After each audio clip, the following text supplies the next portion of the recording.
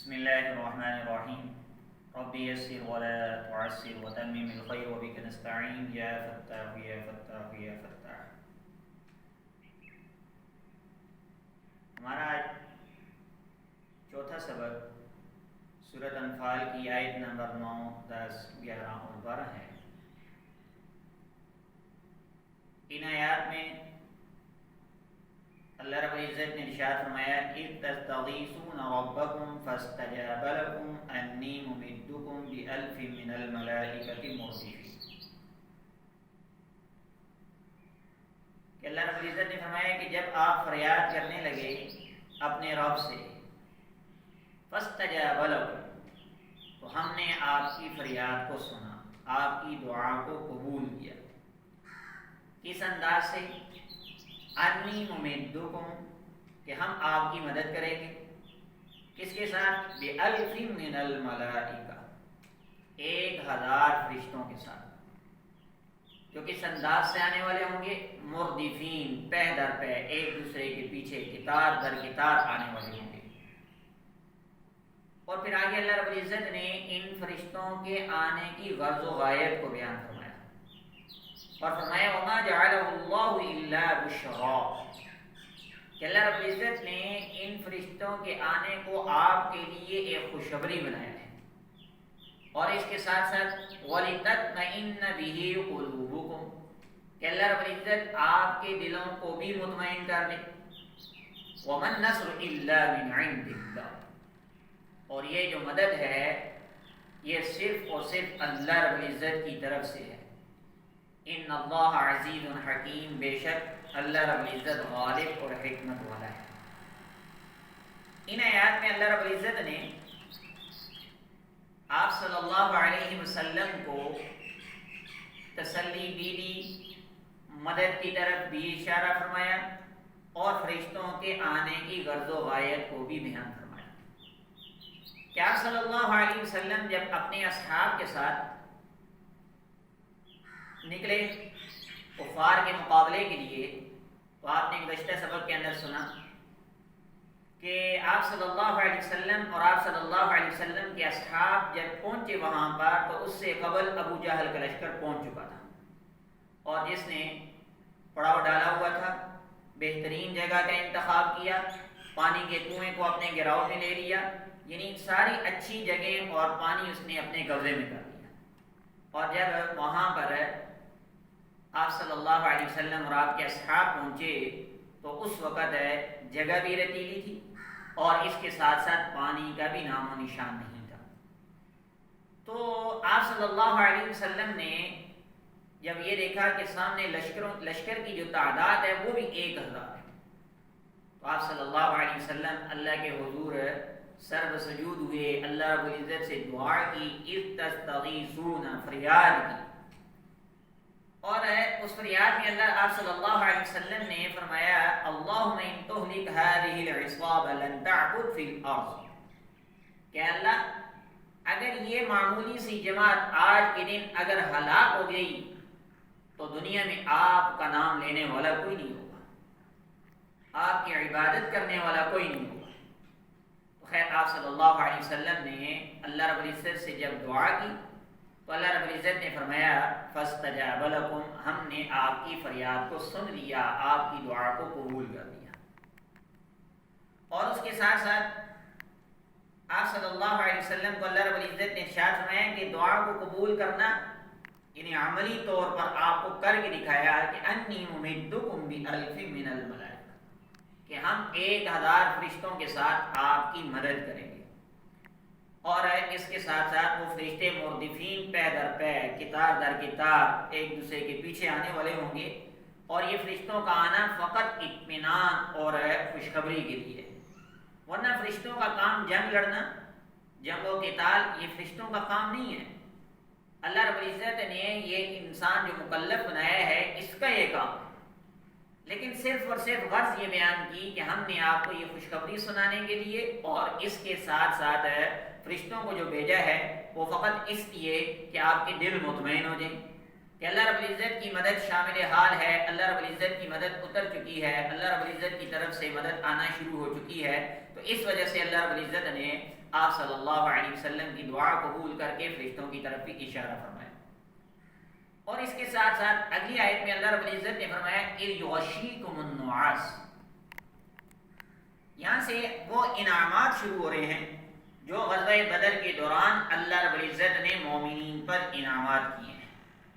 پہلا انعام یہ کیا اِذْ یغشیکم النعاس کہ اللہ رب العزت نے مومنین پر اونگ طاری کر دی۔ حضرت علی رضی اللہ تعالیٰ عنہ فرماتے ہیں کہ اس رات کوئی صحابی مومن ایسا نہیں تھا، کوئی مجاہد ایسا نہیں تھا جو اس رات سویا نہ ہو۔ یعنی جنگ بدر ہے، جنگ کا دورانیہ ہے، اور اس دوران اللہ رب العزت نے انعام یہ کیا کہ مومنین کو سلا دیا۔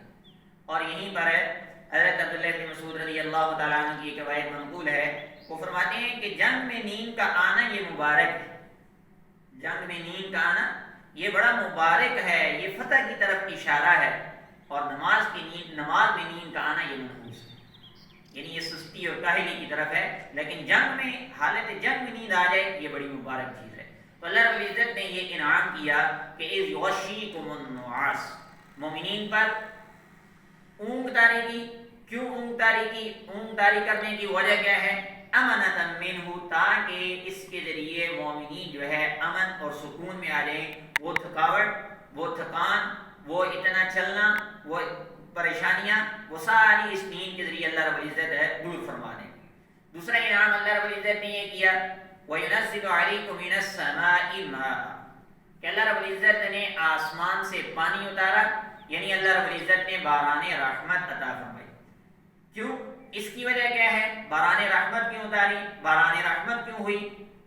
تاکہ یطہرکم بہ، تاکہ اس کے ذریعے مومنین ہیں، یعنی مومنین صحابہ کرام رضوان اللہ تعالی علیہم اجمعین اس کے ذریعے ظاہری باقی طہارت کو حاصل کریں، اور اسی کے ذریعے وَيُذْهِبْ عَنْكُمْ رِجْسَ الشَّيْطَانِ، اور اس کے ذریعے اللہ رب العزت ہے جو انسان مومنین کے دلوں کے اندر، صحابہ کے دلوں کے اندر شیطان نے جو وسوسے ڈالے ان وسوسوں کو، اس گندگی کو بھی اللہ رب العزت ختم فرما دے۔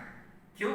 اس لیے کہ شیطان نے یہ دلوں میں ڈال دیا، اور صحابہ کچھ چیمن گوئیاں بھی کرنے لگے، اور منافقین بھی بیچ میں باتیں کرنے لگے کہ مسلمانوں کو کیا ہو چکا ہے کہ مسلمان ہیں اتنے بڑے لشکر کا مقابلہ کرنے کے لیے 313 افراد کے ساتھ آئے، اور کفار نے بہترین جگہ کا انتخاب کر دیا ہے، اور مسلمانوں کی جگہ بھی بڑی عجیب سی ہے۔ اس کفار کے پاس اسلحہ ہے، مسلمانوں کے پاس اسلحہ نہیں، کفار کے پاس افرادی قوت ہے، مسلمانوں کے پاس افرادی قوت نہیں۔ اس طرح کے وساوس مومنین کے دلوں میں آنے لگے، صحابہ کرام رضوان اللہ تعالی علیہم اجمعین کے دلوں میں آنے لگے، تو اللہ رب العزت نے فرمایا یطہرکم بہ ویذھب عنکم رجس الشیطان، کہ دل کے اندر جو گندگی ہے، جو وساوس ہیں شیطان کی طرف سے آئے ہیں، اللہ رب العزت اس کے ذریعے ان کو بھی دور فرمائے۔ تو پہلا انعام یہ کیا کہ اللہ رب العزت نے ان پر اونگ طاری کری۔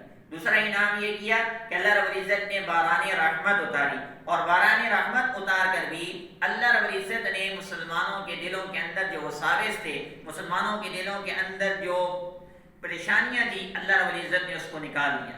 اور آگے فرمایا وَلِيَرْبِطَ عَلَىٰ قُلُوبِكُمْ، تاکہ اللہ رب العزت آپ کے دلوں کو مضبوط کر دے، آپ کے دلوں کو جوڑ دے، آپ کے دلوں کے اندر اللہ رب العزت ایک ثبات قائم فرما دے، وَيُثَبِّتَ بِالْأَقْدَامِ، اور اللہ رب العزت اس کے ذریعے اللہ رب العزت نے مومنین کے قدموں کو ثابت قدم کر دیا۔ تو یہ انعامات اللہ رب العزت نے کیے کہ ایک فرشتوں کا اتارنا، 1000 فرشتے مسلمانوں کی مدد کے لیے اترے، نمبر 2 اونگ طاری کر دی، نمبر 3 کہ آسمان سے اللہ رب العزت نے باران رحمت اتاری، نمبر 4 یہ کہ اللہ رب العزت نے کفار کے دلوں کے اندر روب ڈال دیا، جس کے بارے میں اللہ نے فرمایا کہ اذ یوحی ربک الی الملائکہ، کہ جب اللہ رب العزت نے مدد کے لیے آسمان سے فرشتے بھیجے تو ان کو یہ حکم دے کر بھیجا کہ جا کر مسلمانوں سے یہ کہو انی معکم، کہ میں تمہارے ساتھ، انی معکم، میں تمہارے ساتھ ہوں، فثبتوا الذین آمنوا، اور اے ایمان والو ثابت قدم رہنا۔ آپ کی ثابت قدمی اللہ رب العزت کی مدد کی طرف اشارہ ہے کہ اللہ رب العزت کی مدد شامل حال رہے گی اگر آپ ثابت قدم رہے۔ اور آگے فرمایا کہ سألقی فی قلوب الذین کفروا الرعب، کہ میں کافروں کے دلوں کے اندر مسلمانوں کا رعب ڈال دیا، یعنی دور کی مسافت سے کفار ہے لرزیں گے، کپ کپائیں گے اور ڈریں گے کہ مسلمان آ رہے ہیں۔ تو اللہ رب العزت مسلمانوں کا رعب کفار کے دلوں کے اندر ڈال دیں گے۔ یہ بھی غزوہ بدر کے اندر ایک بہت بڑا انعام تھا اللہ رب العزت کی طرف سے جو مسلمانوں پر ہوا۔ اور پھر آگے فرمایا فَاضْرِبُوا فَوْقَ الْأَعْنَاقِ وَاضْرِبُوا مِنْهُمْ كُلَّ بَنَانٍ، کہ مسلمانوں کو فرمایا کہ جا کر فرشتوں کو کہا کہ جا کر مسلمانوں سے یہ کہو کہ فَاضْرِبُوا فَوْقَ الْأَعْنَاقِ، کہ ان کی گدیوں پر، ان کی گردنوں میں لگانا ہے، ان کی گردنوں پہ مارنا ہے، یعنی ان کی گردنیں کاٹتے چلے جانا ہے۔ وَاضْرِبُوا مِنْهُمْ كُلَّ بَنَانٍ، اور ان کے ایک ایک جوڑ پر مارنا ہے، ان کے ایک ایک جوڑ پر مارنا ہے۔ کیوں مارنا ہے؟ ذَلِكَ بِأَنَّهُمْ شَاقُوا اللَّهَ وَرَسُولَهُ، اس لیے کہ انہوں نے اللہ اور اس کے رسول کی نافرمانی، اللہ اور اس کے رسول کے احکامات کو نہ مانا، اللہ کے رسول کے سامنے آ کر کھڑے ہو گئے لڑائی کے لیے، جنگ کے لیے، قتال کے لیے۔ تو اللہ نے فرمایا جب یہ آ گئے ہیں تو پھر ان کے فَاضْرِبُوا فَوْقَ الْأَعْنَاقِ وَاضْرِبُوا مِنْهُمْ كُلَّ بَنَانٍ، ان کے ایک ایک جوڑ پر مارو، ان کی گدیوں پر، ان کی گردنوں پر مارو۔ اور کیوں مارو؟ اس لیے کہ وَمَن يُشَاقِقِ اللَّهَ وَرَسُولَهُ، کہ جو اللہ اور اس کے رسول کی مخالفت کرتا ہے، جو اللہ اور اس کے رسول کے مخالف ہے، فَإِنَّ اللَّهَ شَدِيدُ الْعِقَابِ، بے شک اس کے لیے سخت عذاب ہے۔ اللہ رب العزت کے لیے، اس کے لیے سخت عذاب ہے، دنیا میں بھی عذاب ہے اور آخرت میں بھی عذاب ہے، جیسا کہ آگے اللہ نے فرمایا ذَلِكُمْ فَذُوقُوهُ، چکھو اس کو۔ کفار کو فرمایا کہ چکھو اس عذاب کو۔ آپ صلی اللہ علیہ وسلم جب غزوہ بدر سے فارغ ہوئے تو قلیب بدر کے بعد گئے اور جا کر وہاں اعلان کیا آپ صلی اللہ علیہ وسلم نے، یہاں اب بتاؤ کیا معاملہ ہے، اس عذاب کو اب چکھو، دنیا کے اندر بھی عذاب چکھنا ہے۔ وَأَنَّ لِلْكَافِرِينَ عَذَابَ النَّارِ، اور کافروں کے لیے تو آگ کا عذاب، جہنم کا عذاب ہے۔ تو اس سبق میں اللہ رب العزت نے مومنین آپ صلی اللہ علیہ وسلم کی جہاں دعا کو قبول فرمایا، اور اس دعا پر اللہ رب العزت نے جو فرشتے مومنین کے لیے بھیجے، وہاں انعامات کا تذکرہ بھی کیا کہ پہلا انعام یہ ہوا کہ اللہ رب العزت نے فرشتے اتارے، دوسرا انعام یہ ہوا کہ اللہ رب العزت نے مومنین پر اونٹ طاری کر دی، تیسرا انعام یہ ہوا کہ اللہ رب العزت نے آسمان سے بارش اتاری، اور چوتھا انعام یہ ہوا کہ اللہ رب العزت نے مسلمانوں کو دلوں کو مضبوط کر دیا اور ثابت قدم کر دیا۔ تو یہ اللہ رب العزت کے انعامات تھے۔ تو آج کے سبق میں ہم نے غزوہ بدر میں مومنین پر کیا انعامات ہوئے، اس سوال کا جواب پڑھا ہے۔